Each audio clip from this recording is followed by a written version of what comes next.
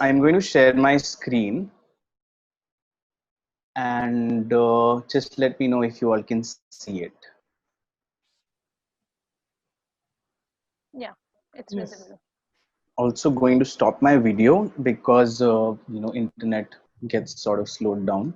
Okay. Okay. Are you all able to see?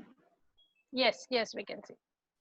Okay, so first things first, the title of the, as you can see, the title of this presentation says intellectual property for creatives. And, just to set the context for everybody, when I mention creatives, I mean anybody who works in the creative field and not just people who work in graphic design, right? Because creatives is generally something that the term usually is something that we use when we talk about graphic design or something that we post online, right? So that is a very constricting term. When I say creatives in the course of this presentation, I am referring to people who work in the creative field, and in the industry they are referred to as creatives, right? So let's just deep dive into it. Um the first question is, what is intellectual property? It's a buzzword that most of you have been hearing for a while now, I'm assuming. And it's something that everyone talks about, but nobody really has a very very clear understanding of what it is. So just like the term itself mentions, intellectual property is like any other property except it's intangible in nature and it results from your intellect. It's something that results from something, something that results from your creativity. um, Intellectual property is extremely important right now, especially as we see that world is moving more and more towards digital, especially the current scenario that we're in.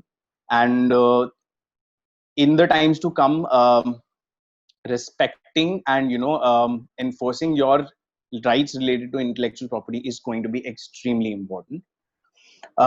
It basically, the purpose of intellectual property is to ensure that your work remains yours and the benefits that arrive from your work are yours to reap. Now, why do we need IP is a very good question. In a world that is dominated by consumerism, it's important to know who is the owner of a creative work, especially because most important assets in these times are the ones that are intangible. It's easier to allude, it's easier to identify who is the owner of a plot of land, right? You have physical papers. People generally know, you can put a board there says this property belongs to so and so. But it's difficult to do so in creative work, especially because of the nature of its intangibility. It's easy for somebody to take a creative work and put it somewhere else, as opposed to somebody taking a piece of land, uprooting it from that particular place and putting it somewhere else. That's not never going to happen, right? It's physically impossible. So which is why it's important to know whose ownership it is over a creative work. It's important to know that this is the time within which I'm exercising my rights over a creative work.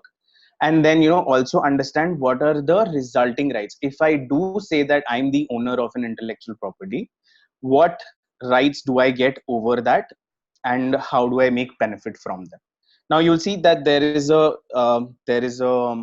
is all theoretical and makes sense and everything, but just to make it a little more relatable for you all, you can see there's a picture of Dairy Milk Silk. I'm assuming that everyone knows what this brand is and everyone's had silk, some variant of the other. There are अभी इतने सारे variants हो गए, Oreo and whatever, but I'm sure somebody's had bubbly at some point in their life, right? So let me just tell you that your life is surrounded by intellectual property in a lot of ways.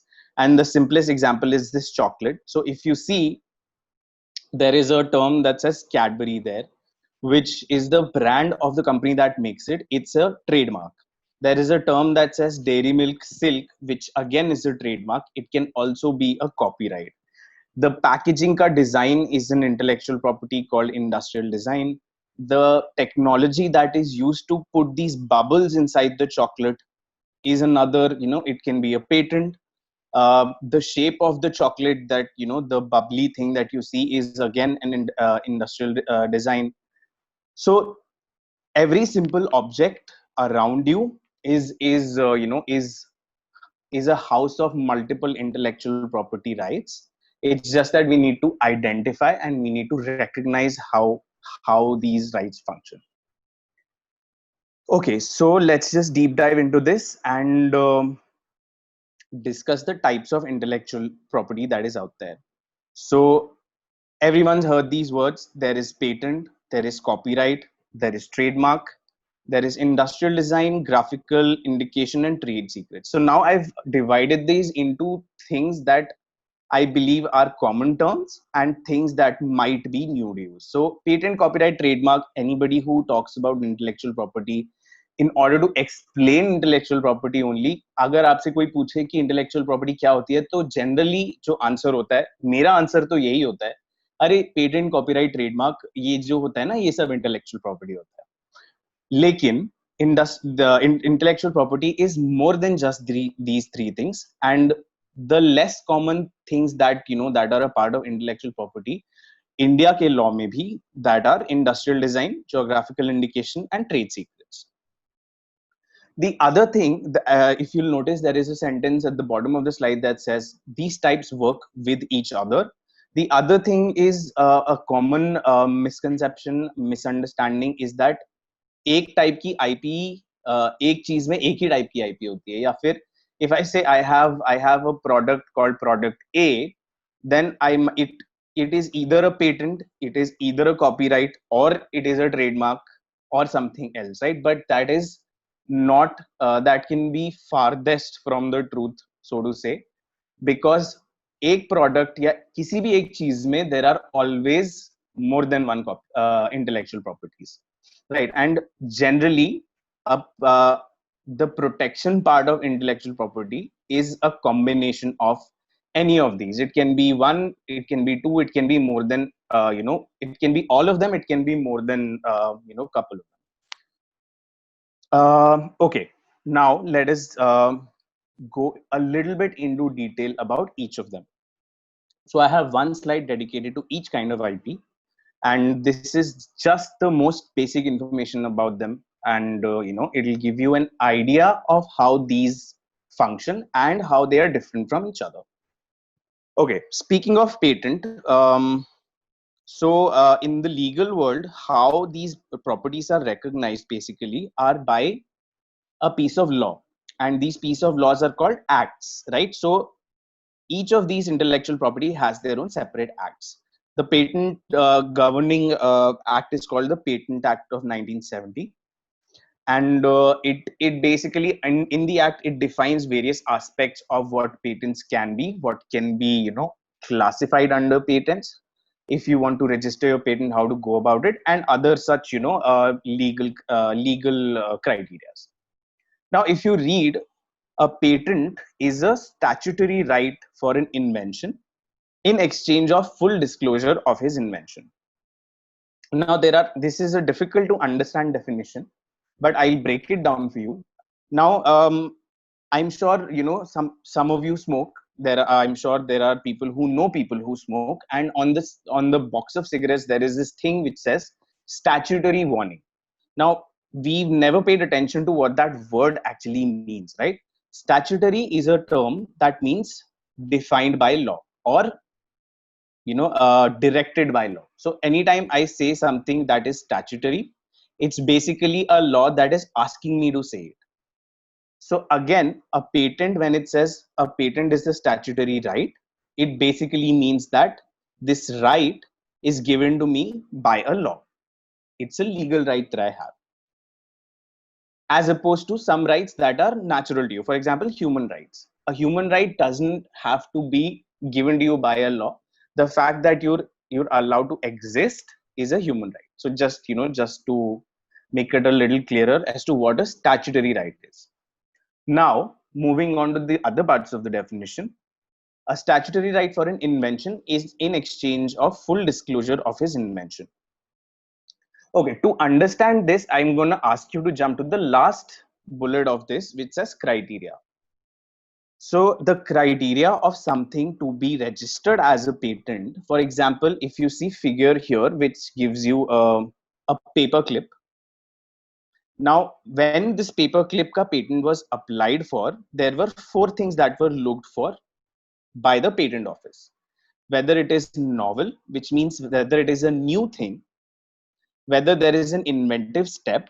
So inventive step basically means that whatever was existing before, you have taken some action to make it better than before.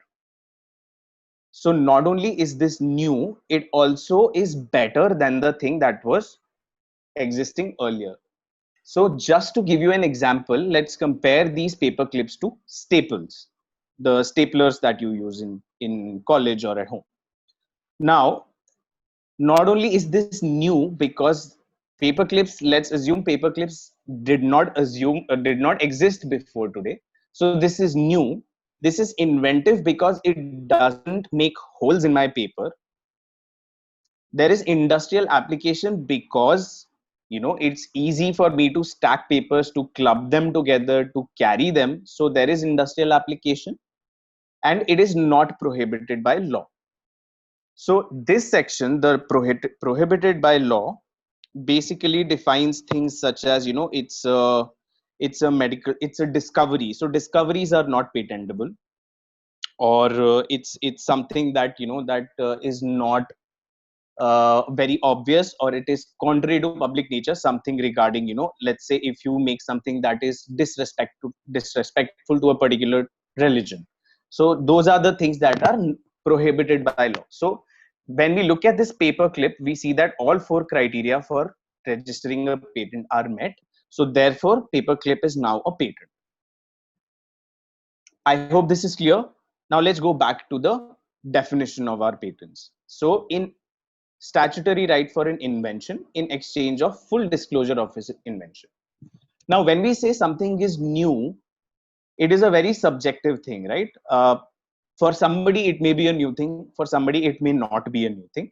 Now, what is new and what is not is governed by this magical entity called state of the art. It's basically a fictional repository of everything to exist. So when you go into architecture, if you guys have friends who are in architecture, a lot of buildings are described as state of the art infrastructure. A lot of college prospectuses say that our campus is state of the art. What is this state of the art? You I don't know if you've ever wondered, but next time you come across this term, you will wonder what is this state of the art. It's basically a repository of everything to exist. It's a think of it as a library where all the books in the world are kept. So it has all the knowledge in the world. Now anything that does not exist in this state of art is considered to be novel or new.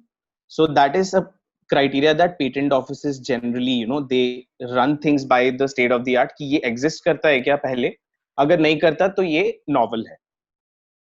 Okay, so that is the meaning of state of the art.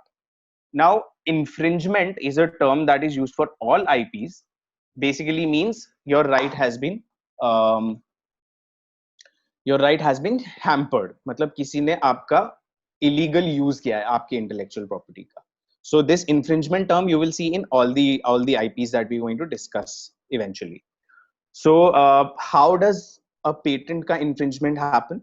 When somebody makes, somebody uses, somebody sells or imports the product that you have a patent over without your permission.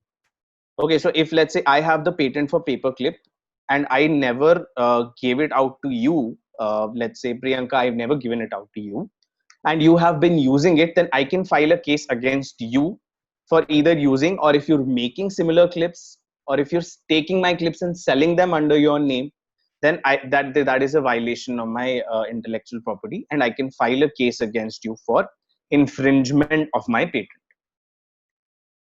Okay, and the term for each property, like I said, time period I mentioned in the slide before, each property is given only for a particular period of time, and for patents it is 20 years. So if I make an invention and I get it registered as my patent, for the next 20 years I'm the only person who is allowed to use that particular property, or sell that property, or make that property. So all the rights that come with my patent, I'm the only one who has that. Now just to discuss some of the pictures that I put together for you. So when we think of patents, we only think of things that are like super exciting, but but the point of putting paper clips is that simplest of things are actually patents. So it does not have to be a very very complicated technology in order to, the scissors that you use in your everyday life, your kitchen, your garden, those are also at some point they were patents because somebody had made them, right? Now if I have a scissors today that not only cuts something but it also repairs something, just a wild example, then that is another patent that I can file for. Similarly, iPhone, the picture that you see, iPhone is registered, was the first iPhone was registered as a electronic device. That is all that the patent application said, that this is an electronic device that Apple wants to patent. And Apple was the first company to make a smartphone. So at that time they did not have to define it very well. But अगर आज मैं एक नया smartphone बनाता हूँ तो मेरे को उसका बहुत लंबा डेफिनेशन देना पड़ेगा because there already exists several different kinds of smartphones in the market. Now the third picture, so the idea behind paper clips and iPhone was that the technology can be, completely simple or completely complicated, right? So it ranges from very very simple things to very very complicated things. The third example is something that I found very very interesting. So bicycles, as you know, they've been existing in the world for so many years, but this person who is called Izhar Gafni from Israel had applied for a bicycle patent which was made of, it's a completely recyclable cardboard bicycle. So what I want your attention to go here is that his bicycle is not only new because no cardboard bicycle has ever existed in the world before, right? It's inventive because it's recyclable. ठीक है? So bicycles are there but recyclable bicycle nahi hai, which is why it's an inventive step. Industrial application because, with the way that the world is moving, where we're thinking of sustainability and environment friendliness, this has a huge industrial application where, it can reduce a lot of waste for us, a lot of transportation can be streamlined with this. So there is industrial application and it is obviously not prohibited by law. So that is a current a real world example of what a patent can be.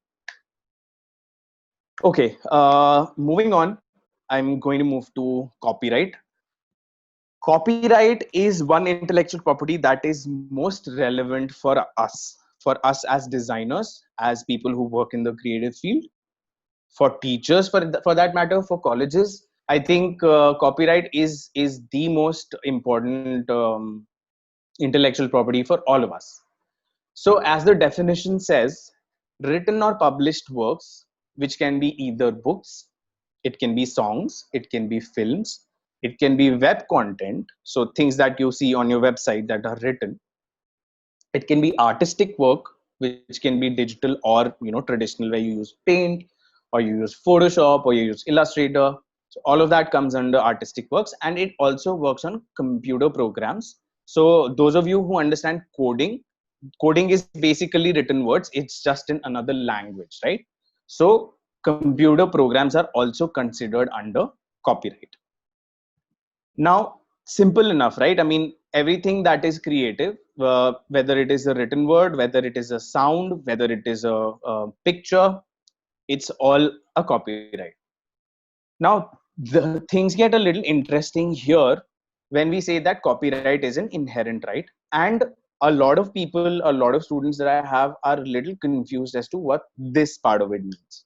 So inherent right basically means, I need you all to pay attention here. Inherent right means that nobody has to register for a copyright for you to get a copyright. For example, I made this presentation and I wrote this content by myself.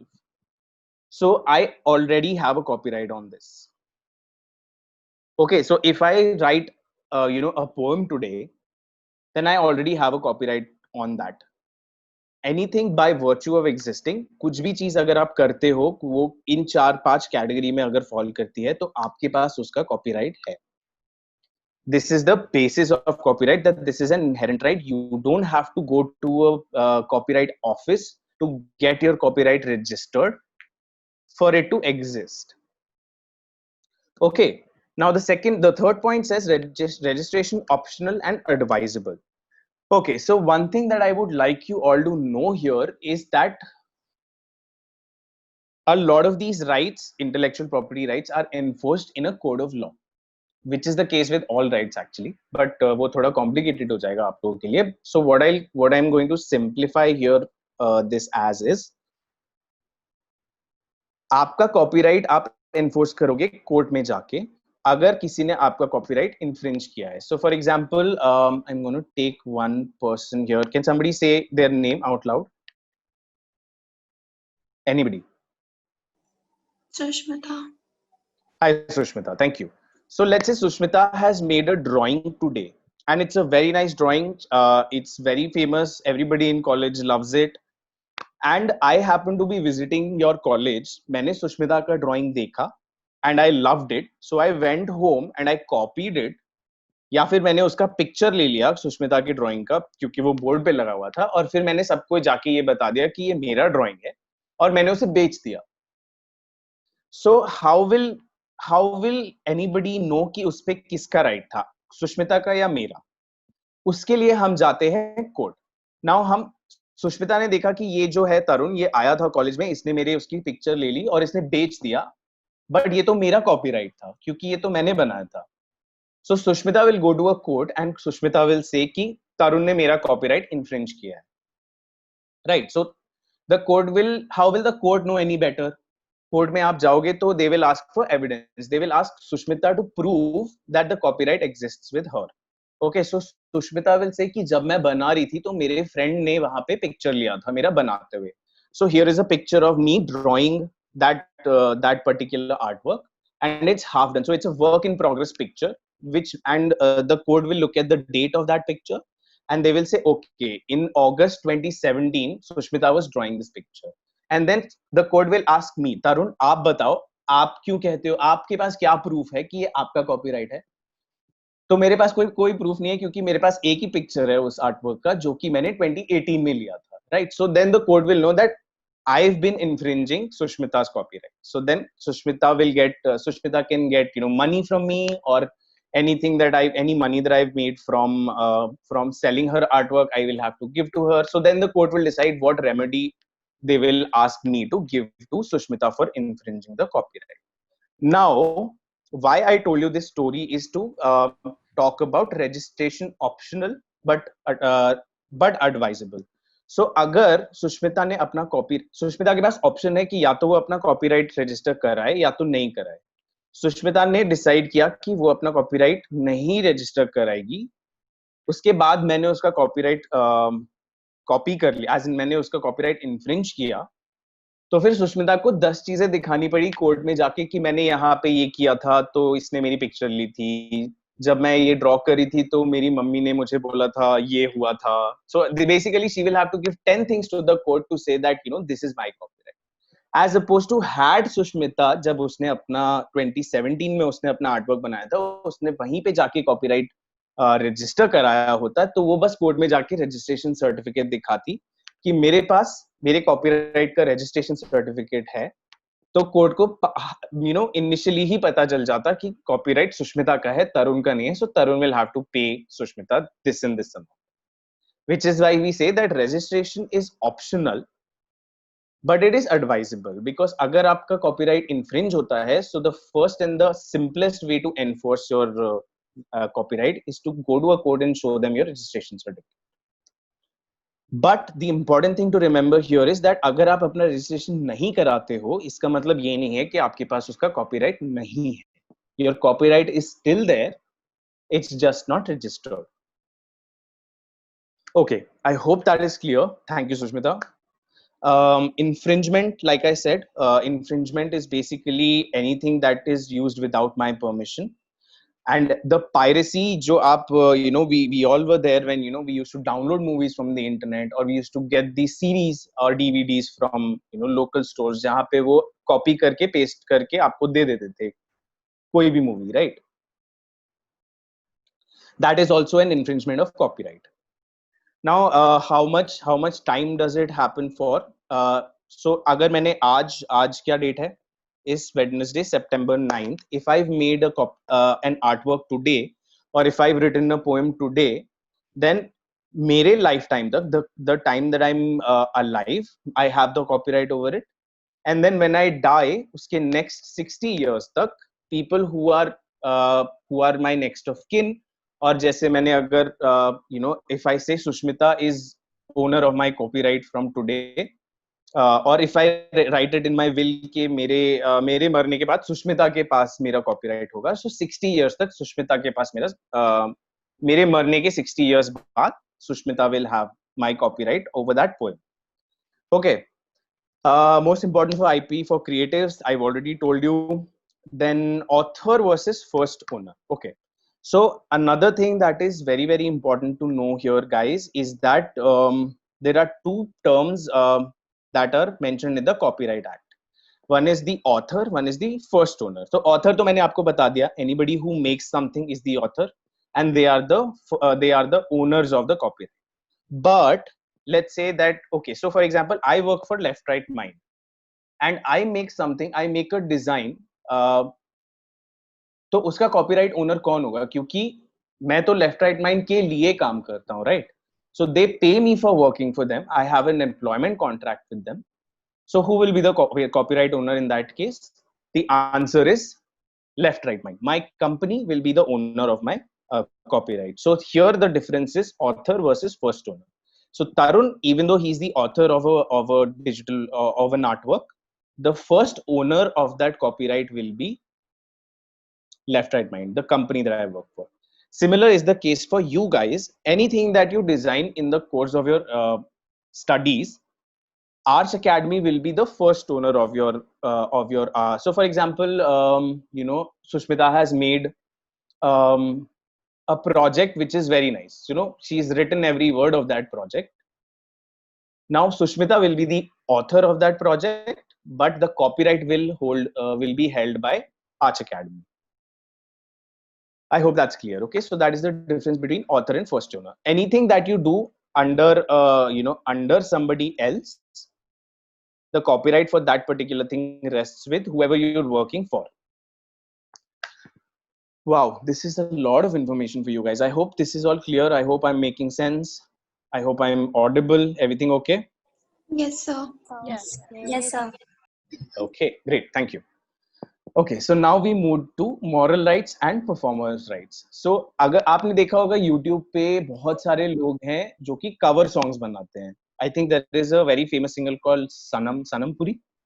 How many of you know Sanam Puri? Yeah. Yes, sir. Yes. Right? Yes. Great artist, right? But उसके songs original नहीं होते. Yeah. So for example, Sanam Puri ने गाना गाया Channa Mereya, but Channa Mereya is a song that is the copyright of it is with the company that has made that. Let's say Tips.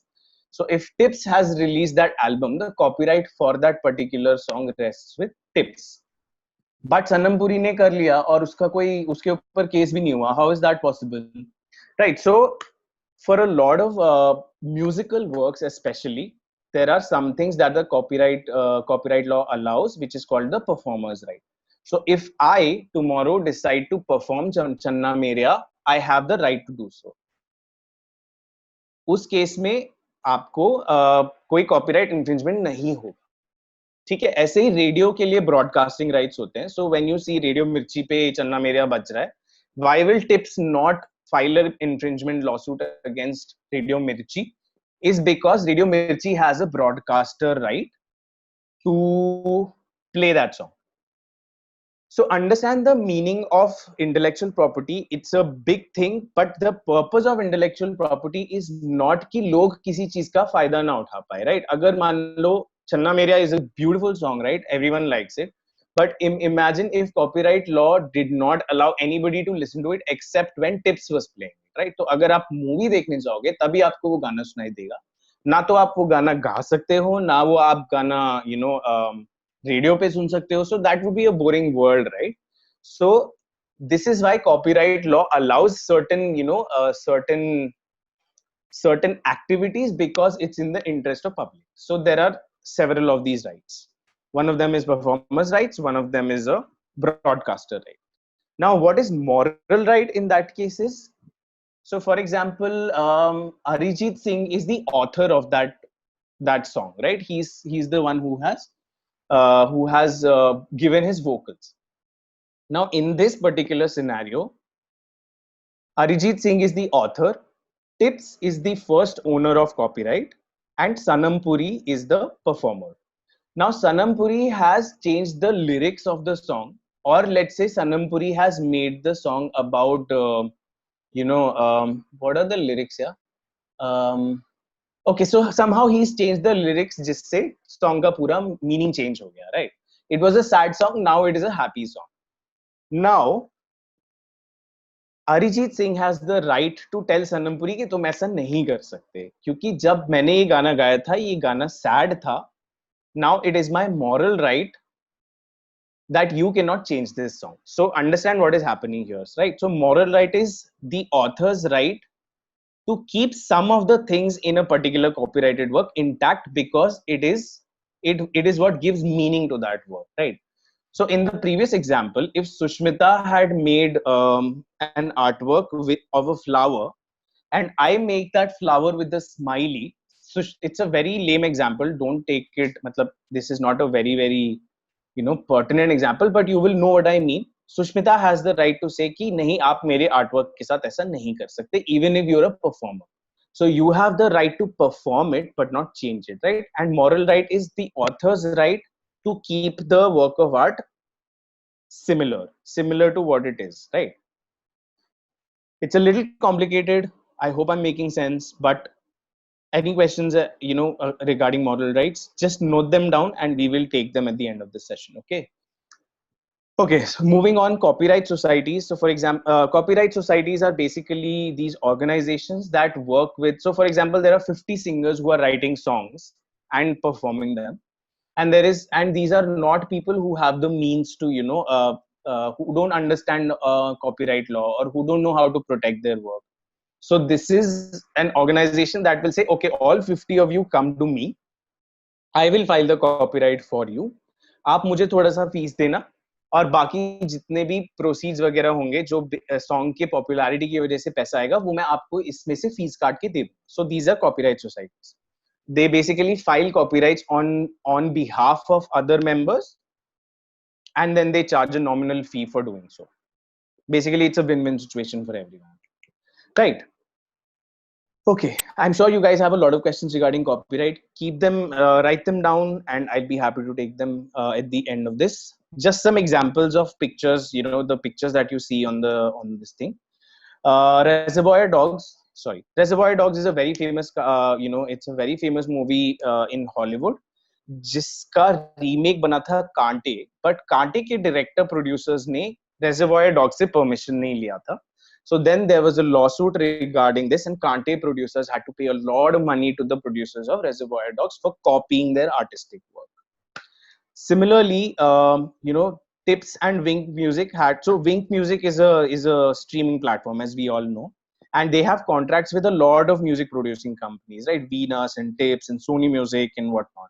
Now, so Wink or Tips ka contract expire ho gaya, and even before they could renew the contract, Wink Music continued to let people download songs from Tips के albums. Now Tips filed a suit against Wink. तो Wink ने court में जाके बोला कि नहीं, हमारा contract renewal stage में था, इसलिए we did not take that music down from our platform. But the court said that no, if you did not have a functioning copyright licensing agreement, you will have to, you can't let people download Tips ke songs without Tips ka permission, so you will have to pay money. Now, very important, very interesting thing that comes from this particular example is a thing we call licensing. Okay, so licensing is basically any owner of the copyright telling somebody that you pay me this much money, and then you can sell my songs, which is what exactly Wink Music does. It pays the music companies an amount of money, and then it lets people use their platform to access that copyrighted work. And that's a lot of, licensing is a huge subset of copyright that is a subject in itself. But basically that is what it means. I give somebody the right to use my copyright in exchange of money. Now, the third example here, the Barack Obama picture that you see, is a picture that somebody had taken in one of his rallies. And then some artists decided to use that picture and make a poster out of it which says hope. Now, the artist argued that this is my original creation.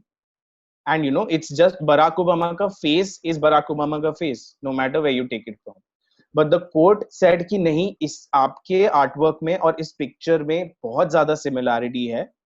So now you will have to pay money to whoever photographed this particular instance. And then this artist was, it was ruled that the artist is infringing the photographer's copyright. So just a few pertinent examples, one of them from movies, one of them from music, and one of them from art. I'm sure there are a lot of questions, but like I said, let's keep them for the end of the session. Moving on. Another super interesting thing is something we call trademark. Okay, and trademark is something that everybody sees. So if you see on the example, on the Gillette example, I don't know if it's visible, but there is a TM that is written over it. How many of you have seen it before? So not on Gillette per se, but on some other Not brand. Gillette, but TM. That TM you must have seen somewhere, right? Yes. Similarly, there's a lot of companies that put R next to their logo, right? That also is something that you must have seen. Right, so these are both copyrights, and there's just one difference. So let me just start from the beginning, where any mark that is capable of being graphically represented and is indicative of a trade connection with the proprietor is a trademark. Basically, in simple terms, means तुम्हारे business का कोई भी mark होगा अगर जो कि तुम paper पे draw कर सकते हो, that is your trademark. Very simply put. Okay. Now, like copyright, it's an inherent right. So basically, anytime I have a business and I have a business ka logo, I have trademark over it. And let's say that I start a business called Fan today, and Fan makes weighing machines, right? So very weird example, but yeah. So Fan, if I have a logo for Fan, I can put TM next to it, indicating that I own this trademark, and I don't have to go to a trademark office to register it for me to use that TM. But it says here registration optional and advisable, like in the case of copyright. If I get my trademark registered, then I have the right to use R. So the difference between this R and the TM is that this is a registered trademark, and this is an unregistered trademark. Got it? So taking from the example, can somebody else tell me their name now? I think Sushmita is very tired of me taking her name over and over. Somebody else? Sorry? Priyanka. Hi, Priyanka. Okay, so Priyanka owns a business called Sam, and she makes biscuits. Okay, so, and Priyanka has a lot of reputation in her society or in your college that Priyanka makes amazing biscuits, right? And Priyanka's brand is called Sam. Now I come to your college and I see that, oh, Sam is a great biscuit and it's a great brand, right? And nobody outside of your college knows it yet. So I see an opportunity, and I go to my college and I start selling biscuits under the name Sam. And somebody from my college says that, yeah, Sam biscuits are really nice, my friend from arts was telling me. So that means that I'm wrongfully using Priyanka's hard work for making money, right? That is a trademark infringement.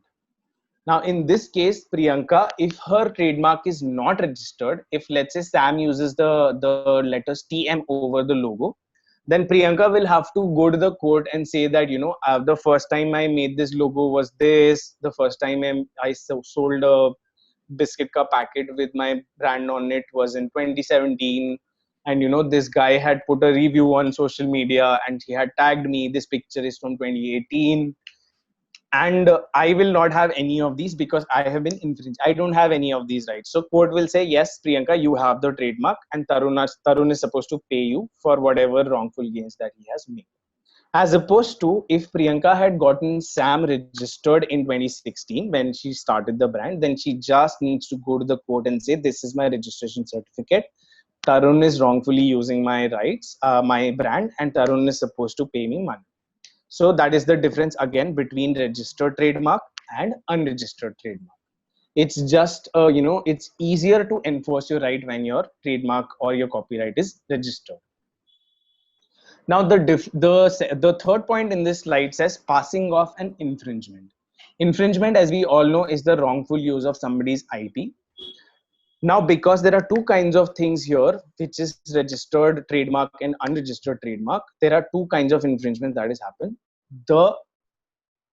So for example, what I was doing to Priyanka's brand, I was using her brand to sell my own biscuits, was passing off because Priyanka's trademark was not registered. In case it was registered, then I would have been infringing her trademark. So that is the difference between passing off and infringement. Passing off is for unregistered trademark, infringement is for registered trademarks. And in both the cases, how it happens is when I'm Priyanka has not given me permission to use her trademark, but I'm still using it to make money. Now the term for trademarks is every time you register a trademark, it is for 10 years. And then you can, once your 10 years are up, you can renew your registration for 10 years, and then again after those 10 years for 10 years, and then so on. So you can keep registering it for the end of time, which is how we see businesses that are super old. So for example, Parle G is something that my mother's mother, when she was a child, she used to have for a snack. And even today, when I'm hungry in the office, I have Parle G for a snack, right? So as you can see, Parle G has a certain brand, and it has been carrying forward that legacy since so many years. How they've been doing it is by registering their trademark for 10 years, and then 10 years, and then 10 years, and so on. Even today, the registered trademark exists. Now the next point is licensing and franchising. Okay, so licensing, as I've discussed in copyright section, is when you give your right of usage to somebody else in exchange of money. Now there is another kind of licensing that happens, especially in trademark, which is called franchising. And I know a lot of you have heard this term कि ये तो franchisee है. That's sometimes people say कि अरे ये McDonald's तो franchisee है, या ये Subway तो franchisee है, ये Starbucks तो franchisee है, right? So how that happens is basically how McDonald's, when they give you a license to use their brand, is how it functions is McDonald's will give. So my restaurant, if you check the bill of your McDonald's, the name of the restaurant will say Tarun Misra Restaurant, or Curtain Restaurant. Just, I don't know, I'm just randomly saying the name of the restaurant is something else on your bill, but it is still a McDonald's, right? So McDonald's will give Tarun Misra Restaurant a set of instructions कि आप ये वाला logo use करो, आपको जो burger मंगाना है वो आप इस जगह से मंगाओगे, आप उसको ऐसे पैक करोगे, आपके एम्प्लॉइज ने ये पहना होगा, ये पर्टिकुलर यूनिफॉर्म, उनके बैजेस ऐसे दिखेंगे. So they give you a certain set of instructions in order for them to use your trademark. So for Tarun Misra Restaurant to use McDonald's as the name, I will have to follow all these instructions, and I will pay a sum of money to McDonald's, because McDonald's is a trusted brand, right? अगर तरुण मिश्रा के नाम से खोलूं मैं अपना restaurant तो कोई नहीं आएगा. But if I open in McDonald's, everybody without thinking they will say, oh ये तो McDonald's है, यहाँ तो जा ही सकते हैं, right? Because there is a certain quality and there's a certain reputation that comes with that trademark. So that is how franchises work. It's just a licensing, it's a specific kind of licensing agreement of a trademark. Now, what is an international or trans-border trademark is, for example, there was a very famous case called it's a Whirlpool case. So you guys know Whirlpool washing machines. There was a point in time when Whirlpool wasn't selling its washing machines in India, and they were not registered. Okay, so in India they had no presence. Now, what this one very smart Indian businessman decided to do is he started calling his brand Sundar Whirlpool, for example. I don't really remember the name of the actual brand, but something Whirlpool he was calling his brand, and he was selling washing machines. Now when Whirlpool got to know of this, they were like that this is not allowed, this is my brand, and then they went to an Indian court. this guy who's the businessman who was using Whirlpool का trademark said कि India में ये लोग exist ही नहीं करते and they don't have a registered trademark in India, so how will they enforce their right? But the Supreme Court said that it does not matter if your copy or if your trademark is registered in India, if it is a trademark that जिसकी reputation transcends border, basically अगर आपकी reputation सरहद पार भी famous है तो उसके लिए आपको registration की जरूरत नहीं है, especially in a world today where internet has allowed you to see so many things that your country doesn't have, but the other countries have, right? Now though we don't have borders anymore anyway, so American brands which were like they had just come to India, Zara, Vans, all of these things, we knew of their existence even before we got them as products in our own country. That is what is the meaning of an international trademark, where the reputation of a product supersedes its geographical location. The location does not decide what is the reputation of that brand. Now moving on, the next point says unconventional trademark. I want to take your attention to the picture that says Nokia tune. Right. So as you can see, and everyone knows the Nokia tune, right? In the first few phones that we all had Nokia, right? And it had that signature ringtone. Now Nokia, what they said that I want to register this as a trademark, and that was a very new thing at that time, because trademarks were only things that were pictures or logos or taglines, things of that sort. So this was a very new thing because they wanted to trademark a sound. Then they said कि trademark का जो definition है, what it says, let's look at it again. Any mark capable of being graphically represented and is indicative of a trade connection with the proprietor. So Nokia said that this is my mark because it's graphically represented. As you can see, it's musical notes on a piece of paper. This is my graphical representation, and it is indicative of a trade connection. Anytime somebody hears this tune, they know that this is a Nokia phone. So then court said, yes, this is a criteria that is met, so we will allow you to trademark this sound. So now unconventional trademarks is a big thing where businesses try to trademark smells, sounds, or touch, all of these things as a part of their trademark. And it's a very up and coming, very dynamic, very interesting area of trademarks. That is, so for example, a lot of you, I don't know if you guys are into visual merchandising, but a lot of these brands, when they do visual merchandising, which is how they dress their store. So basically when you go to a Levi's store, there is a particular smell that comes, right? And that's a particular perfume that they use for their store. So a lot of businesses, for example Levi's, they can trademark that smell, because when somebody smells that particular aroma, they are reminded of the brand Levi's.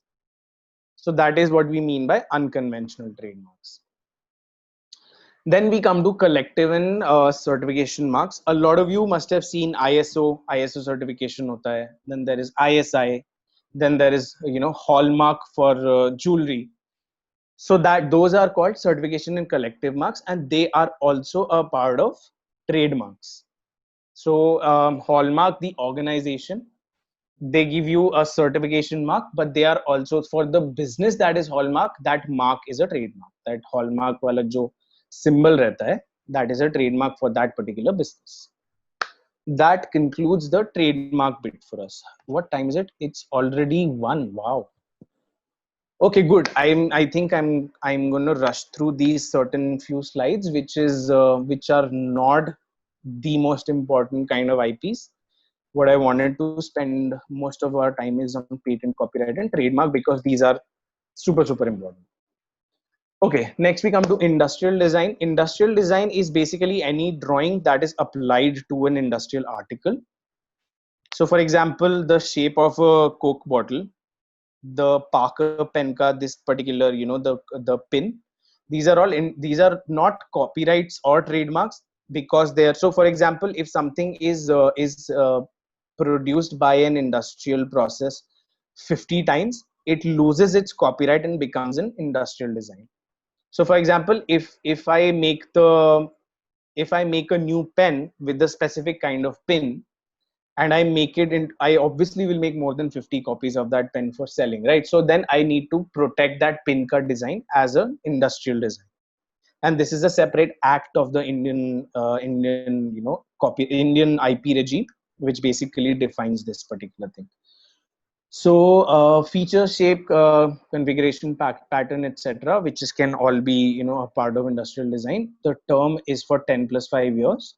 And infringement is basically if I copy your shape of your bottle to sell my own drink. Then we come to geographical indication, which is something that I have personal experience working in. I've spent quite a few time working on these. As you can see, I'm sure this is familiar to you guys, the blue pottery, which is famous for, which is a famous craft in Jaipur. So basically what geographical indication or GI is, basically it functions as a trademark, but it is meant for things that originate from a particular place. And the special characteristic of that product is because it originates in that place. So, for example, champagne is one of the first geographical indications. Champagne is a wine that originates in the Champagne district of France, and the particular taste of that wine is known only because it grows in that particular soil, the way that it is farmed, the way that it is fermented, and the way that it is handled over there gives it its unique taste. Similarly for Agra ka petha, right? So petha can be made anywhere, but the petha that comes from Agra is a special, it has a unique taste, it has a unique formation, a unique way of preparation, all of that. So that is a geographical indication from Agra.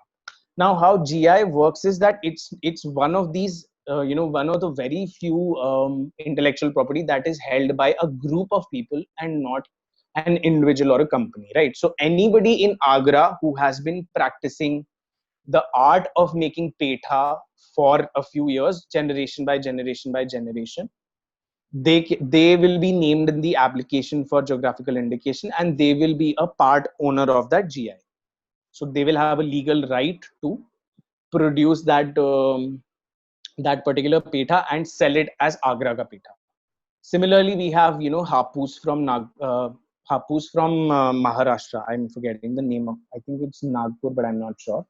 But this specific kind of mango is grown in that particular region. Sorry, It's Ratnagiri. Ratnagiri. Yes, thank you so much. Who was that? Amatanshu. Yeah. Amritanshu. Thank you so much. That's Ratnagiri ka hapus. It has a special flavor only because it grows in that place, right? Similarly, the chicken curry work from Lucknow. It has a specific characteristic because of the way that artisans practice it, the thread they use, the fabric they use. So GI can be applied to a food product, a natural product, a handloom, or a handicraft. Now, what I've done is when I was working with GI, I basically used to work with handicraft and handloom, and I used to help them register their craft as geographical indication.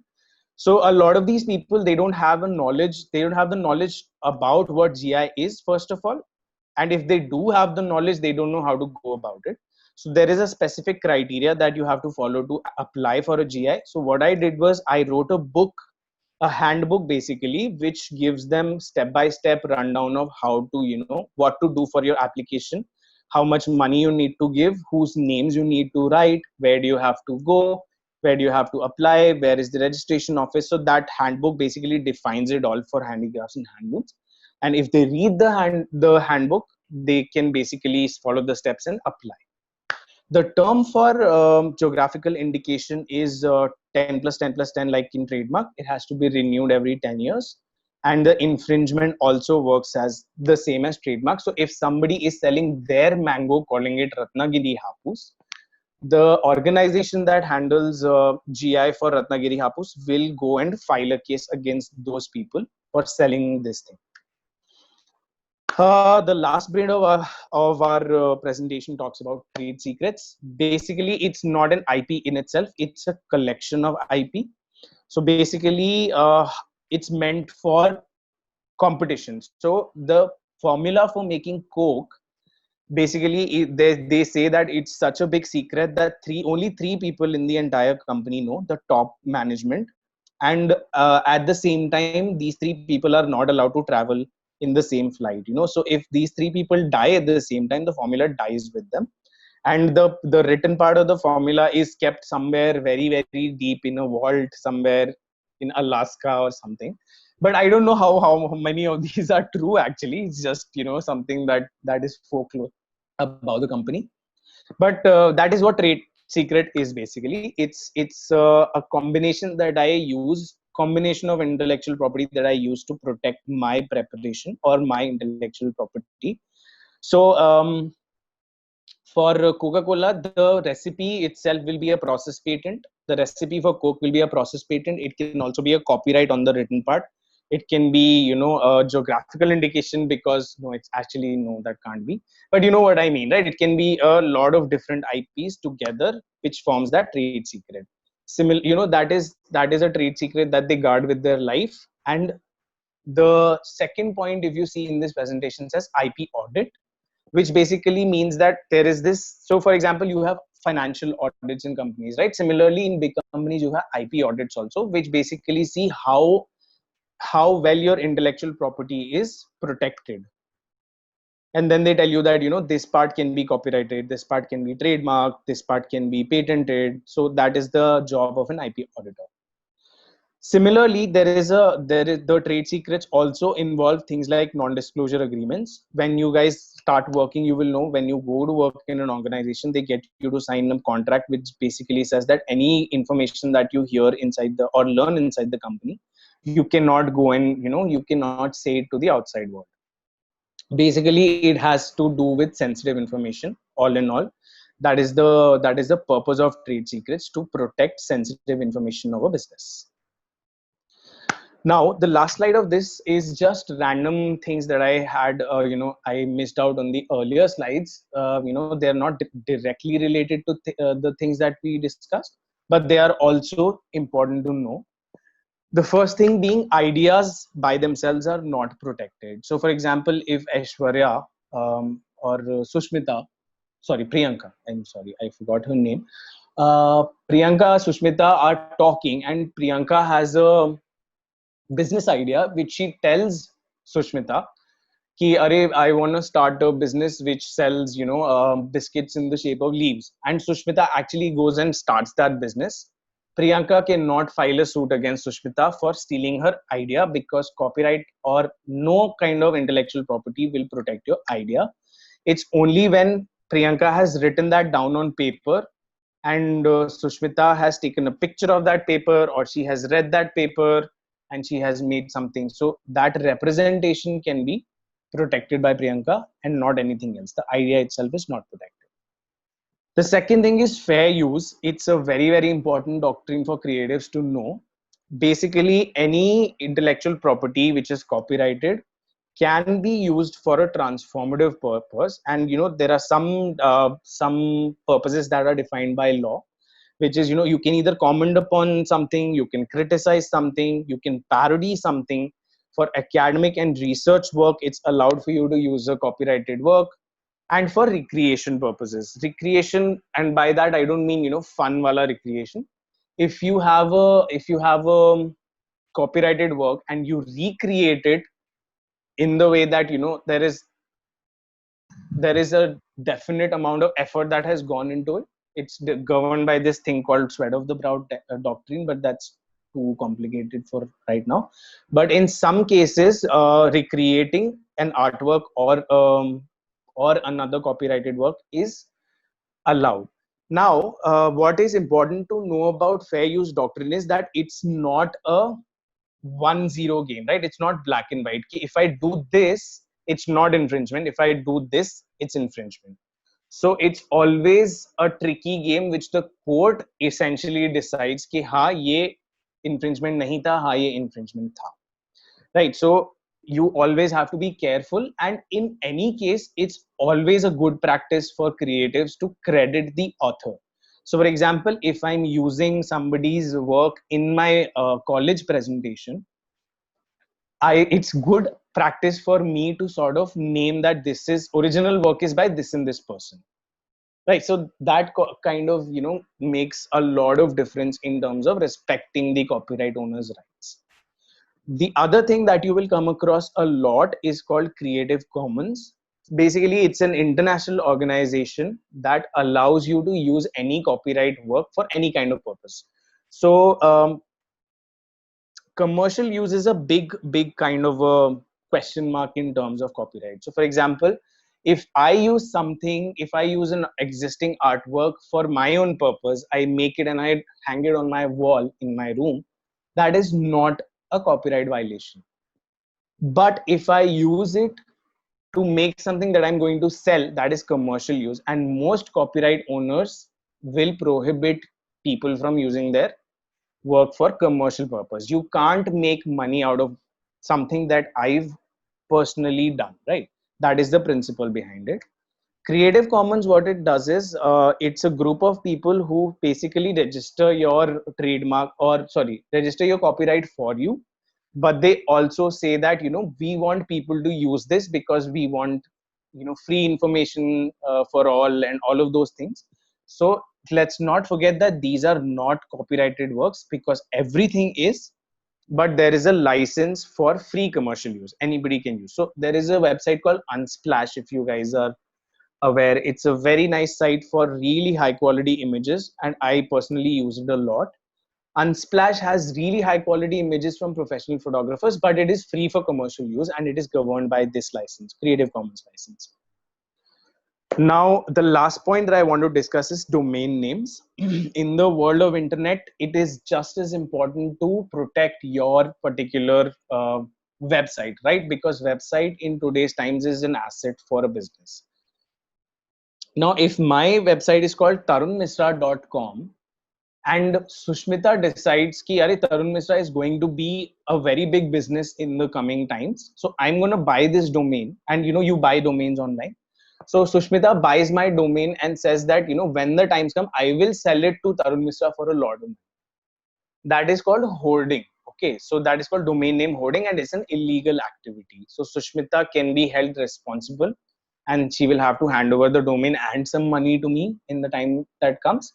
Similarly, if I have a domain name, if I have a business called Tarun Misra and I want to protect the name tarunmisra.com, I can get it registered under trademark so that no other website can use similar sounding names, right? You can't do tarunmisra.net or tarunmisra.org because I have a trademark on my domain, which basically concludes the presentation. I'm sorry I took up a lot of your time. I think we have some good amount of time for questions. Any questions? So thank you so much, Tarun. It's very well explained, and what a simplistic approach you have in your presentation to give those simple examples and make clear every copyright, every protection actually that you very well explained it. So thank you so much for this. And I think in between session only we started getting questions. So the first, it's there in the chat box. The first question is from Mahi, and she says that if someone is working for any company, for example, if I am working for someone, then the copyright of my design should be with me or with that company. And I'm reading this question for Mahi, and I request all the students, if you can, once Tarun answers the first question, you can directly, ask Tarun all your questions that you have in your mind. Okay, Mahi, thanks for that question. So if someone is working for any company, for example, if I'm working for someone, then the copyright of my design should be with me or that company. So I'm going to take you back to that slide which says that there is somebody called the author and there is somebody called the first owner. So in this case, Mahi, if you are working for a company and you make a design, you are the author of that copyright, but you are not the owner. The owner will be the company itself. Okay, so anything that you make under an employment contract belongs to that company in terms of a copyright. Sir, so I can't use that in any other. I can't use that design after. No, you can't, and it's also not a very good idea to to do that. Okay, even if you're unclear about it, if you do something for a company, you should not be using it for your personal work. Yes. Thank you, sir. Sure. Okay, so we have another question by Sushmita, which says, "Sir, do we need to research before launching any design made by me, as it might already be existing?" That's a really good question, Sushmita. Thank you.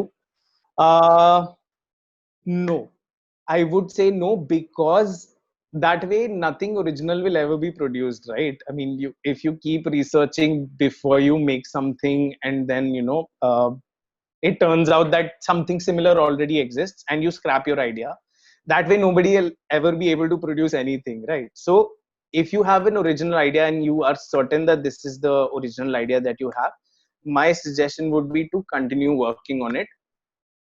If very likely, it's very likely that nothing happens, but if, let's say, 5 years down the line, somebody finds your work online and they say that this is something similar to what I'd done, what they will do is they will go to a court, right? And then you have all the reason in the world to tell the court that this is an original, because this is my initial sketch, this is my concept note, this is my discussion, it's on tape. So basically it's a game of he says, she says. So you have, if you are certain, and if you have, if in your heart that this is an original design, you can always prove that in a court. Which also reminds me, Sushmita, and everybody else, a very very good practice is to keep your work in progress very very safe. So a lot of times we do, first sketch, second sketch, third sketch, the final design, and we delete the rest of the files and we only keep the final designs. That is not a practice that is a practice that you should let go of immediately. um, I know storage space is a big deal in today's times because it's quite expensive, but it's a well worth investment. Buy storage space online, and please keep all your work in progress files safe in a particular place. It's going to be very helpful for you in the future. Thank you, sir. Sure. Okay. Then Bhumika says, so a lot of people say they've taken inspiration from his or her work. So what's the fine line between inspiration and plagiarism? That is a very, very good question, and very pertinent to you guys in your academic life. So inspiration is not the same as copying, right? Um, Again, like you said, very nicely put, that it's a fine line. But inspiration is, for example, me looking at Mona Lisa, for example, and drawing a woman in village clothes, in French village clothes, right?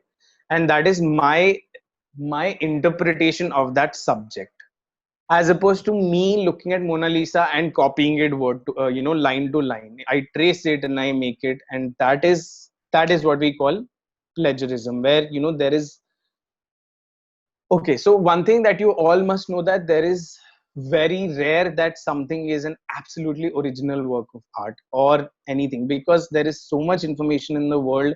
There is no possibility that what you've done is absolutely original and has never been thought of. In fact, what you're thinking of here today, there are 5 people in the world in several corners of the world who are also thinking the exact same thing, right?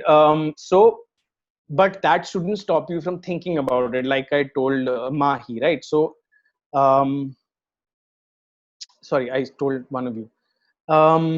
So yeah, the inspiration part is definitely, it's a big process. It's a big part of the design process. And not only is it necessary to get new ideas, good ideas, but it's also necessary to stop reinventing the wheel. And when I say reinventing the wheel, I mean producing something that has already been produced. So the idea of development is that you take something that is existing and you make something that is better than that, right? So that way everybody benefits and we all develop. So inspiration is a very important thing, but taking somebody's work and reproducing it as it is, without crediting the author and portraying that itself as your original work, is what plagiarism is. I hope that is helpful. Ridhima, is that helpful? Yeah, sure. That was helpful. I have one more question. Mm-hmm. Like I copy five, I take inspiration from five people's artworks and combine them and produce my own artwork. So is that allowed? Yes, that is allowed, except that when you're doing that, you have to mention those people that I'm inspired by this artist, this artist, this artist, this artist, and so on. So Right. always a good practice to credit the author, even when you're taking. So even when you're taking five people's work, one thing is that I would expect at least some part of it to be your interpretation and not just blend of five people's work. Yeah. That would not be ethical, and that would be no contribution from you, right? So that way you have to have some part of it which is essentially you and nobody else. But it's okay for you to take five people's work, incorporate it in your style, and then credit them that I'm inspired by this and this person. Yeah. Thank you so much. Okay, Raj Akshita says, can we really copyright a name? I mean, there can be thousands of Tarun Mishra, so is it ethical? uh, Ethics is another ball game altogether, Raj Akshita. But yes, it's not. It's you can't really copyright a name as such. You can trademark it. If Tarun Mishra happens to be a business, Tarun Mishra can trademark it. And you see a lot of these people, right? Masaba Gupta is a label. Anita Dongre is a label. There are so many. Sabyasachi Mukherjee is a label now. So these are all first names, right? But they're alluded to a business. Now, how trademark works is that if let's say Tarun Mishra is a design label, if I make clothes, I can trademark Tarun Mishra as my business name, and nobody else who's making clothes can use that name. So nobody else can make Tarun Mishra clothes except for me. But if there is a person who wants to make biscuits, right, or if they want to make shawls, for example, or blankets, they can go for Tarun Mishra. So trademark works in a particular industry, and I'm sure you will see a lot of these restaurants, these tiny restaurants that come up with names that are just very similar to. So let's say Apple Momo Wala, right? So there is no confusion in anybody's mind that the Apple, the one that makes mobile phones, has opened another branch to sell momos here, right? So since the possibility of that confusion is zero, there is no possibility of infringement either. So to answer your question, Tarun Mishra can be a trademark, but only for a particular industry. For another industry, there can be another Tarun Mishra. I hope that answers it. Moving on to the next question, Yashika Gehlot says, sorry, Sir, who is this? Yes. regarding this previous point only, Yeah. have you heard this current feud between, there's a small grocery company with the name of Pure, and the Apple company is actually filing a copyright issue, but the Pure company does not work anywhere with electronic devices. It's a grocery app. So why Okay. is Apple? Because Apple has the means to. Okay. Because Apple wants to. The whole point of Apple as an industry, as a company, is exclusivity, right? iPhones, and I'm sorry, I'm going to say this, and a lot of you will not agree with me. iPhones are just as great as any other smartphone in the market, right? But the fact that it belongs to that company, which is Apple, and it has that exclusivity attached to it, is one of the major selling points of Apple as a company, right? And they don't want anybody in any field to be threatening that exclusivity, right? If it becomes a joke, or if there is a company with a fruit name in every industry, that is a minus point for Apple as reputation, right? So also they have the means to shut down small businesses, so they will do so. But it's just a it's up to the court to decide whether this is actually an infringement or not, right? So it's not as black and white as I said earlier. It's not as black and white. The court is, there is a very high likelihood that the court says that this has. So actually, I forgot to discuss that. I'm going to share my screen again. I think you bring up a really good point. in the trademark section, just tell me if you guys can see. Can you guys see this slide? Yeah, it's visible.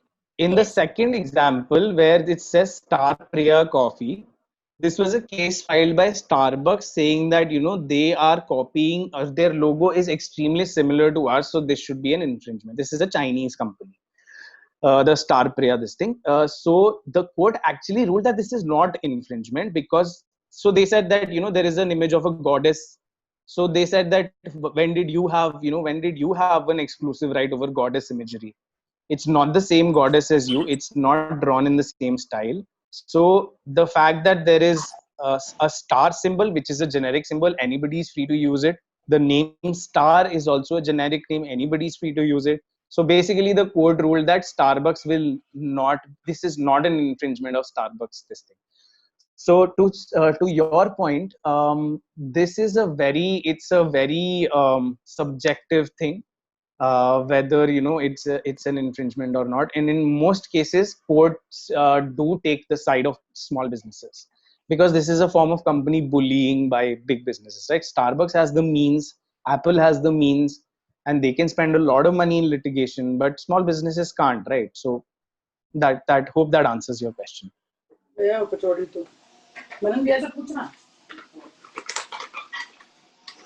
Okay. The next question is, sir, since we are in digital age, so shall we post and socially tell people about our work? Shall we keep it to ourselves and then later reveal the final design? That is a good question. That is a very, very relevant question, Yashika. Thank you for that. That is an ongoing debate, right? And I personally put up a lot of my artworks on social media. I do digital illustrations, and I don't put any sort of watermark or any sort of signature on that because I'm aware of the law, right? So let's say that you decide to put up your artwork on social media, and you're worried that somebody is going to copy it. So yes, there is a high likelihood that somebody is going to copy it and, you know, and put it on their Insta saying that this is my work, oh look how great I am. All of that is going to happen. But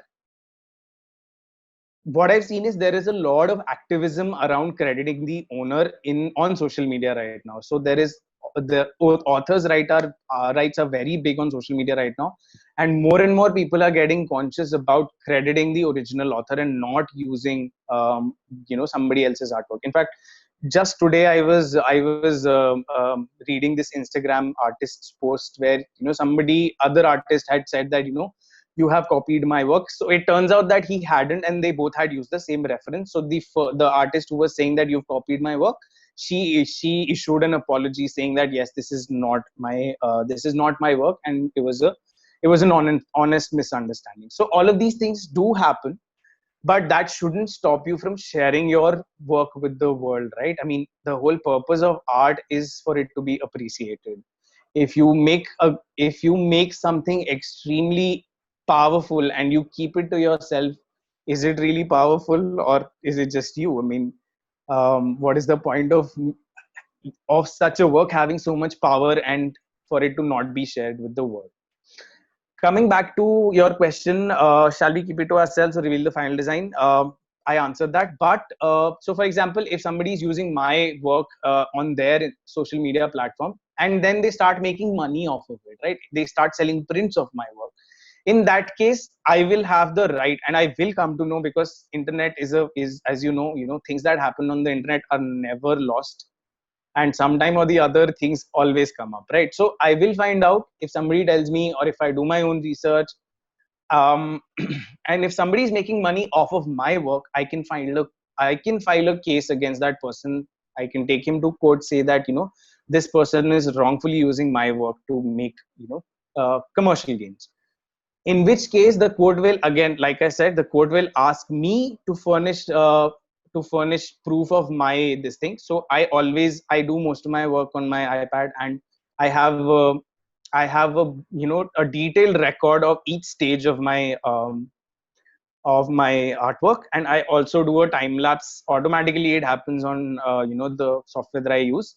I also save the time lapse on my drive all the time. So when the time comes, and all of these things have a timestamp, right? There's a inherent date on all digital created content. So when I do go to the code, eventually I have 7-8 things in my repository to prove that I'm the original author of this work, and this guy who's been using my work has just taken it off of my Instagram and used it. So in that case, I will be, you know, rewarded as the owner or author of that work. So don't worry about somebody misusing that work. If they are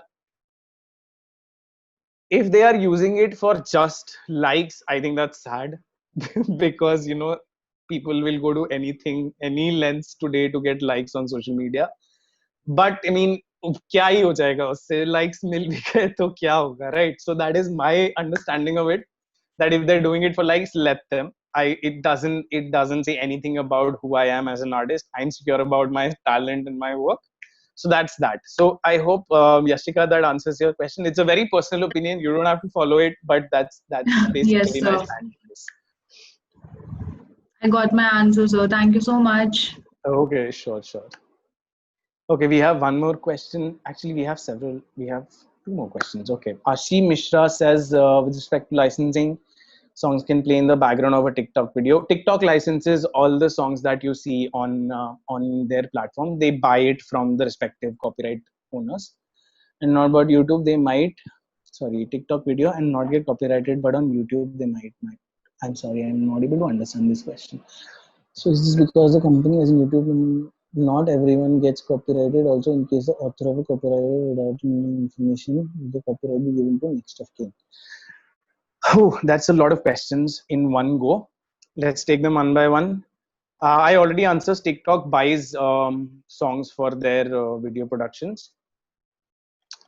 The YouTube part, I'm not sure if I understand correctly. When you say not get copyrighted, do you mean not get like not be called out for copyright infringement, Ashi?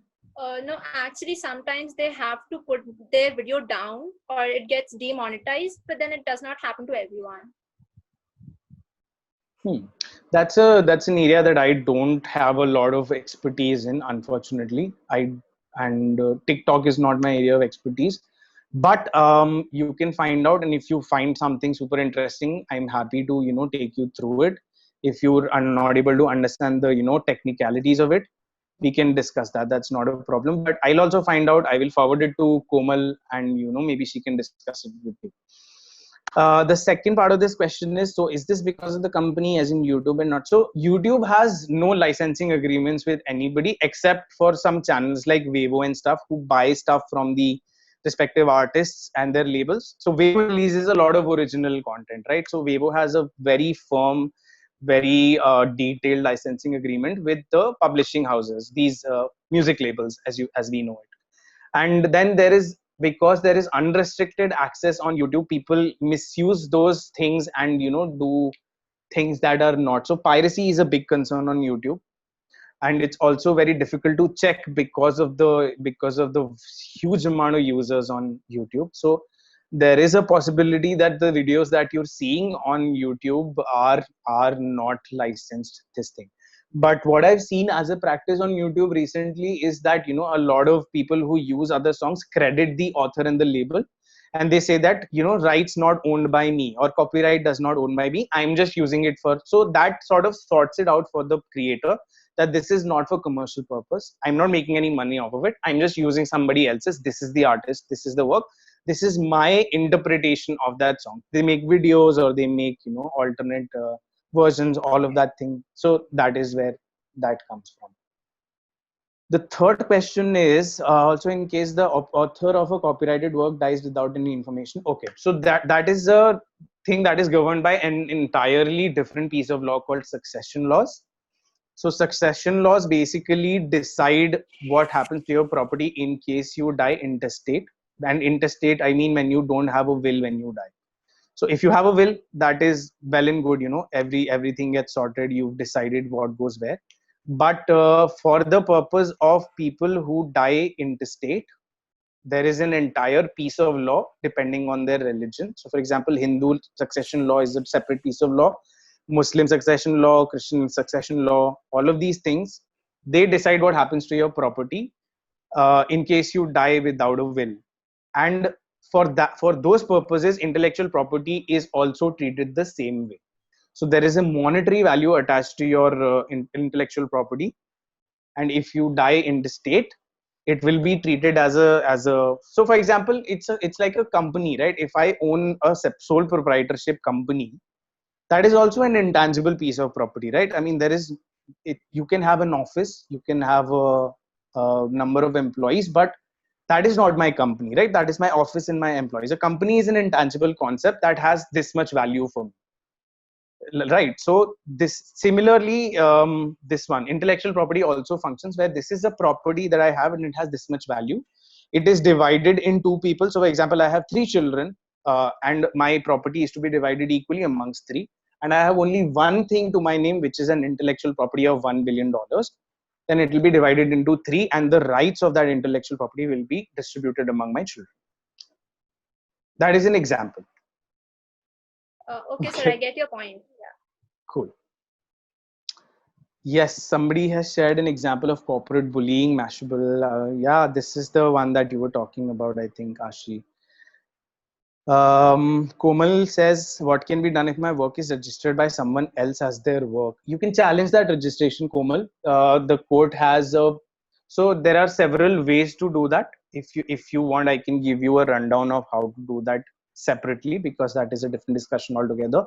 But when something is being copyrighted, in most cases, actually, in most registration of copyright or intellectual property, there is a journal that the registration office they put out a week periodic journal, where, so for example, this quarter ka journal will say in the next year, these are the applications that we have are going to be registered, and you can challenge those applications saying that this is somebody who's trying to copyright my work. But that is not a very practical scenario for copyright, because there is just an insane amount of volume that goes for copywriting. So you can always, you can challenge that copyright grant in the registrar's office itself, or you always have the option to take somebody to court and say that this registration is not this thing. So when I say registration is a proof prima facie of and prima facie, I mean, which is a direct proof of my ownership, it does not mean that the court will not listen to your side of the argument, right? I mean, it will never happen that you and I have a feud regarding your copyright. I go and show a certificate and the court will say, yes, case closed, you can go now. I will not listen to anything the other party has to say, right? So that way you always have, that is the beauty of judicial system, Komal, that you always have sorry, you always have the opportunity to prove your own point. Except if I have a registration certificate, even when I'm not the rightful owner, or I've fraudulently registered it, I will not have to show anything. I will just show that registration certificate. It'll be on you to prove that my registration is fraudulent. Does Okay, that thank answer you your so question? much. Yes, thank you. Okay. Anything else? Anybody? So Tarun, I have a question here. Sure, It's Priyanka. related to one of the jewelry crafts, which is Thewa, which also got its geographical indication. And if you look at this craft, it's been practiced only in Pratapgarh near Udaipur, and been done by a particular community. So there is a lot of craft secrecy involved into this. But because I was doing my studies on this craft, and then I realized, with the time changed, and a lot of people from that community moved to Jaipur. They are practicing the same craft. And earlier the females were also not involved in this craft because of that craft secrecy, because they used to think if they get married to the other family, they will lose the craft secrecy. But nowadays, the females are also involved, and they're teaching it to other people also, because there was a time when and still this craft is about to die, although it has its all royalty into it. But as compared to its other contemporary or the traditional jewelry crafts, it is not getting that popularity, and people are not even know about it. And I would want to say, does it still falls under craft secrecy? And can you suggest me any platform where I can get what are the guidelines, the authentic, the validating, the guidelines which makes this craft secrecy more understanding for me. So Priyanka, at the outset, craft secrecy is not a protectable. It's not a intellectual property, right? That's just So this the also setup comes of a under the trade secrets also. right. So trade secrets is also not an inherent right. You have to. So for craft secrecy to be protected, you will Yeah. have to go for patents. Okay. The method that you use for making Yes. those jewelries, that is a process patent that you need to go for. You need to go for a product patent, that anything that comes out of this kind of process is a patented product and nobody can use it. So that is another ball game altogether of how to protect that craft as a trade secret. Okay. Speaking of geographical indication, as you mentioned, so one thing that I would tell you all is that these are all they are not to be looked at in isolation, right? So just because there is a geographical indication does not negate the fact that our crafts are dying, and that people who are traditionally families that are involved in making that craft, the children are using to go for more what do you say, more conventional professions, because there's no money, there is not worth for the amount of effort that they're putting in. So geographical indication is on one hand, the sustainability of craft is on other hand, right? And we have to balance both out, because these are things that give value to our tradition, our history. In fact, a lot of Western designers are turning to Indian crafts, and any big label that you see, you will see any big international label, you will see at least one collection that is inspired by Indian crafts, right? So the world is waking up to them, but unfortunately, we are in terms of the standpoint that we are as an economy, we are not ready for this to be a mainstream profession. So one thing is geographical indication, the other thing is sustainability, the third thing is Priyanka, the enforcement of geographical indications, right? So I happened to, when I was doing my research, I happened to attend a seminar by Smriti Irani, who used to be the a minister of textiles at that time, and the seminar was on the topic of enforcing geographical indications as rights, because this takes an entire system of people to constantly check, right? I mean, कि कौन वहां पे मेरे craft को use कर रहा है, वो किस नाम से बेच रहा है, वो कौन सा process use कर रहा है, and most craft organizations do not have the funds to do that, right? The second thing is quote कौन जाएगा, right? अगर आपको पता भी है that somebody is using my craft का नाम to sell their own products, going to court in India is not the easiest thing, right? And there are cases that are pending for so many years, and these are less important cases, right? There are cases of murder, there are cases of criminal kind of thing that the courts have to focus on. So these things will take years and years if you do go and file. So it's a good institution to begin with, but to reach a point where they can be enforced properly is a faraway dream for now.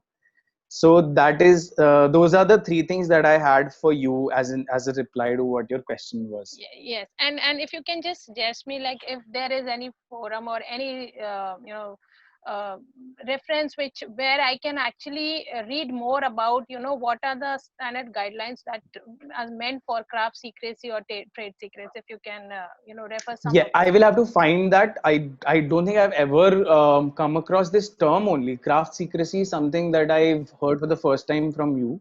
But Okay. that's a very good point, and I'm sure there is literature regarding this particular subject.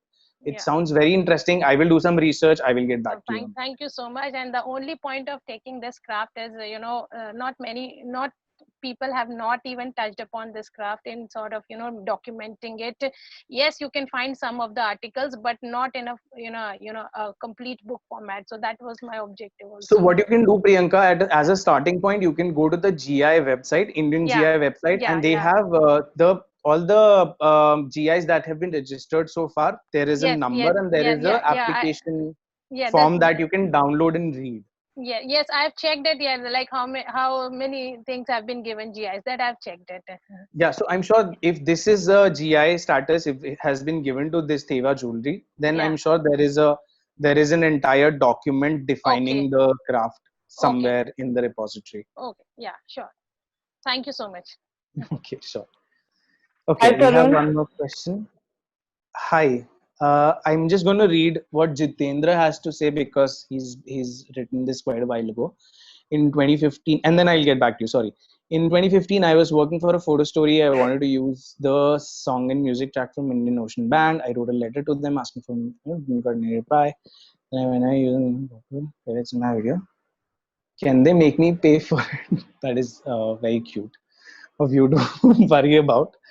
But only if you are using it for commercial purpose. If your photo story is making money for you, then they have a reason to file that case against you. Otherwise, I don't think they will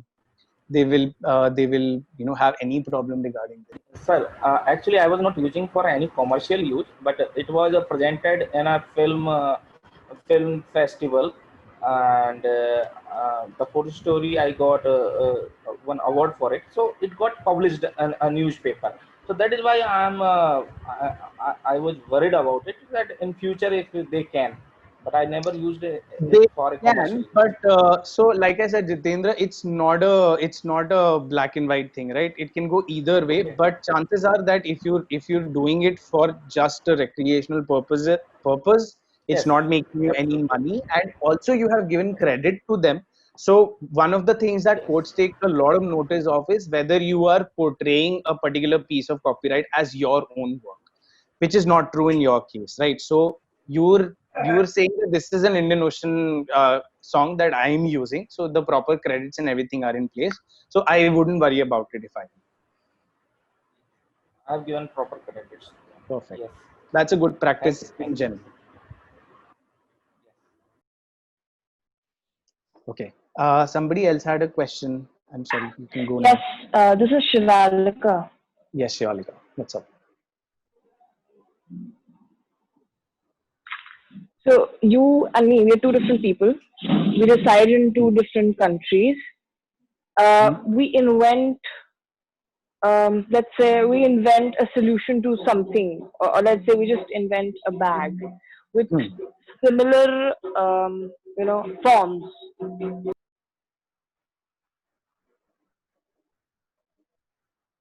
Okay. So sorry. So they go under their own names. Yours goes with Tarun and mine goes with Shivalika. But when I come and you have a copyright for it and I have a copyright for it as well. When I come across you on a platform or I just come across your product and I say that this is very similar to mine, but you have a copyright for it and I have a copyright for my product as well. So is the situation possible that if I am having the copyright, you'll be denied, or are we going to get to a better place? Are we going to get the credit because you are owning a design and you have a copyright of a design that I have of too? I don't find a solution to this problem. Okay, that's a good question, Shivalika. Thank you. So, first things first, if I have a design which is not graphically represented, so for example, you said bag, then I will not have a copyright over it. I will have a patent over it because it's a product, right? So, I'm going to answer both parts of your question. One is if I've made a new bag which is great, and you are living in another country and you happen to have invented the same bag, there are two things that are going to happen, right? First of all, we're going to register it in our own country. So for example, I live in Kenya and you live in India. i'm going to uh, I'm going to register it according to Kenyan copyright law, patent law, and you're going to register it under Indian patent office, right? So we will both have patents over our individual products, and we can function without there being any conflict because my area of operation is Kenya and yours is India. Now, now the second thing is both of us decide to go global, right? We think that this product, this bag has immense potential in other countries also. And if, I, as a Kenyan citizen, I don't want somebody from America who happened to be visiting, they saw, and Americans have a very bad habit of doing this, right? That they see things and then they, make it as their American product. They did that with yoga and they did that with basmati and whatnot. Right, so an American can always come to my country, see, and then make it in the US, and then their brand will be, because they're America and they basically dominate world market and pop culture, their brand will be more than mine, and they will be selling my product, right? So I, as a preemptive measure, I decide to register an international patent. And you in India are also having similar thoughts, that you want to you want to file for an international patent. Now, international patents are defined by this body called WIPO, World Intellectual Property Organization, and they have their own procedure. But in a case where both of us have the same product or extremely similar products, whichever one of us happens to file first will be given the patent. So if I happen to file first on that product, I will have the patent, and you who happens to file, let's say a couple of days later, you will not get the patent. So I will get the priority. It's called a right of priority, where and let's also not forget that these are very tedious processes, right? Applying for patent, and then the patent office searching. Imagine searching a worldwide base of information in that particular sector to see whether this already exists or not. You can only imagine the amount of time it takes for an organization to make sure that nothing like this exists, right? And coupled over that, the amount of people who apply for patents in a specific area, so it usually never happens that you and I are the only two people who are working in a particular field, right? So for example, 3D printing is a very big field, and you can only imagine the number of people in the number of countries who are working on the same thing, trying to make new technologies. And it's only probability that some of them are working on the same thing without even realizing it. So this is a more realistic scenario than you think. And it so happens that in cases like this, as unfair as it sounds to the people who went second or third, but people who did apply for a patent first are going to get the patent over it. That's just how it functions in the world. The second part of your question, when you say copyright, I'm assuming you mean to say so the copyright can only be if I draw a diagram of the sketch of my bag, or if there is a certain kind of pattern that goes on it, which will be an industrial design, not a copyright, or a piece of paper that describes the process of how to make that bag, right? So you can get a copyright on it, but in most cases you don't have to, because a patent application it includes all of these things by default. So when you do file for a patent application, you have to give several very detailed diagrams of how, what each. So in the cycle wala diagram, if you guys remember, there were labelings, right? So like we used to do in biology in school, where you label all the parts, you have to do a similar very detailed diagram of your product. You have to give a specification document which describes every detail to the T. So you can get a copyright on these things, but in most cases you don't have to, because your patent sort of sort of takes care of your protection anyway. So, Tarun, thank you so much for the, answering all the questions. And because it's already, you're exceeding the time and students have a lot of questions, definitely we would like to connect you, through mails, if you can answer those questions and you can help Absolutely. us. And thank you so much for this session. And you have made us realize it's important to give the credit and get the credit for both the things. Yes, So that is one of the that's very important takeaways of this call. yeah, so that's one of the takeaways. And thank you so much, for accepting this invite, sharing all this information with us. And definitely we would like to have you again with more detailed inputs on copyrights and all these protection rights. Thank you so much. Thank you so much for the opportunity, Priyanka. It was great interacting with you guys. I'm so glad to see there's so much interest in the topic. Would love to connect with you. I think Komal or Yes. Priyanka, either of you Yeah. can share my Yes. email ID Yes. and you guys can just shoot me questions and that should be it. Sure. Sure. Priyanka and Tarun, I'm sorry, I know we have exceeded the time, but it would be great if Tarun can share his journey from being an IT graduate, law graduate to a design professional now, how this transformation happened. Maybe whosoever is interested, because it's a very new thing that we have seen in this design industry. So it would be great if we have time and we can do this. Komal, we can, if Tarun, you can just, give a glimpse of it, and, definitely we'll have to, respect the timelines also. But yes, as requested by Komal, definitely if you can share in a quick journey of it, that will be very good Yes, for I everyone. would love to. And I would also, I mean, it's not my place, but anybody who wants to drop off, please feel free. I don't want to make you guys sit through my story, personal story. No compulsion, please feel free.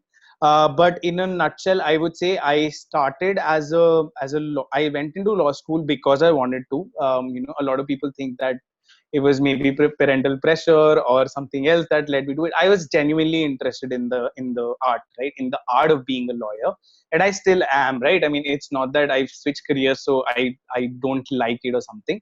It's just that I've been a very very creative person from my childhood. I mean, I've whatever artistic skills that I have are self taught, and I've never really had a formal education in terms of arts and crafts before I went to NIFT. And even NIFT, it was a design oriented, a thinking oriented this thing, not a skill based program. So I went to law school. I realized that this is probably not the way that I want to express myself, right? And it has always been a thing with me that I wanted to work in a field where I'm able to express myself freely, and that I enjoy going into work every day. And it's not just a means of making money, because money can be made anyhow, right? And if you enjoy what you do, then that's a really good combination. So there is a concept in Japanese philosophy called ikigai, which basically says that it's a combination of three things: what you're good at, what the world needs, and what you can make money of. And if all three of them, so in most cases, in most professions, only two of them overlap. The world can need IT engineers, and you can make money off of it. Or so you know what I mean, right? So only two of them overlap for your professional life. But I made sure, and at that time I wasn't aware of this concept, but I made sure that this is something that I'm good at. This is also what the world needs, because design is going to be very very big in the years to come, and it is also something that I can be paid for. So it turned out to be a really really good combination of the three things for me to make that move. And it wasn't an easy move. Convincing parents was a big part of it.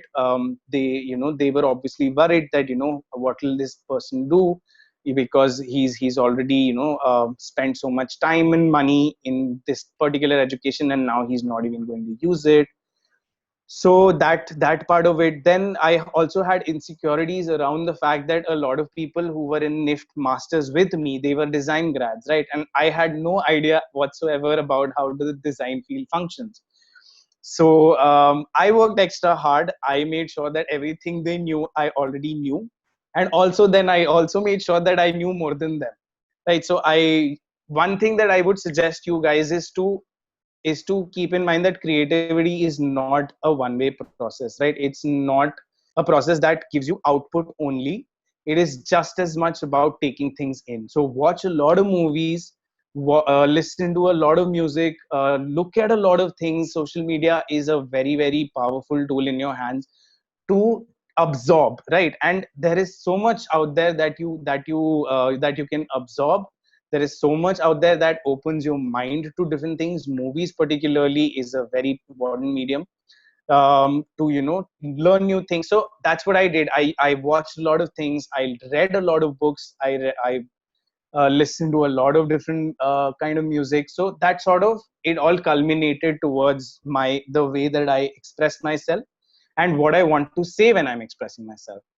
So my journey from law school to design school basically comprised of these things: the learning of core skills, which is your Adobe Photoshop, Illustrator, XD, all of these things. XD didn't exist at that time actually, but these core skills, then changing the way you think about things, and then eventually doing that extra bit that makes you better than people in your in your profession. And my drive is always to be better than everybody around me when I'm doing a certain thing. So that is a nutshell of what my journey was. It was extremely difficult, but also very, very satisfying. And it is days like these, right? Days like today, where I get to talk about what I studied in my undergrad, coupled with what I studied in my postgrad. This basically makes it a complete experience for me. Thank you so much, Tarun. It was always, love to listen the personal, journeys, because these are the things which you are not able to find in any books, and it actually motivates all the students also that success Right. is not easy. One has to, go into each and every depth with every detail, with every perfection, with all the interest. Then only you achieve it. Yeah, So absolutely. thank you so much, and it was really wonderful listening on this topic, and we would love to hear you again maybe in the next master class. And thank you so much for Thank you so much, guys. It was absolutely wonderful talking to you.